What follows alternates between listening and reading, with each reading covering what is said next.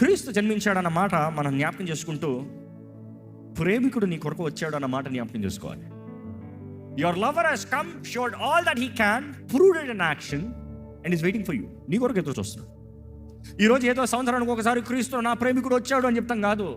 ఒక వ్యక్తి నన్ను ఇంతగా ప్రేమించాడు, ఈ లోకం ద్వారా తునీకరించబడిన వ్యక్తిని, ఈ లోకం ద్వారా అసహించుకోబడిన వ్యక్తిని, ఈ లోకం ద్వారా తునీకరించబడి హేళన చేయబడిన వ్యక్తిని ఈ ప్రేమికుడు పరమును విడిచి వచ్చి ప్రేమించి వెలపెట్టి కొని శుద్ధునిగా చేసి రాజులైన యాజక సమూహంగా, రాయల్ ప్రీస్ట్హుడ్, ఏర్పరచబడిన వంశంగా, ఆశ్చర్యకరమైన వెలుగులోకి ఆయన గుణాతిశయములు వివరించేవారుగా మనల్ని పిలుచుకున్నాడంట.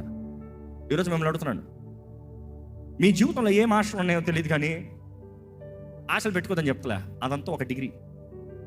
కానీ ఇంకో డిగ్రీ ఏంటి తెలుసా?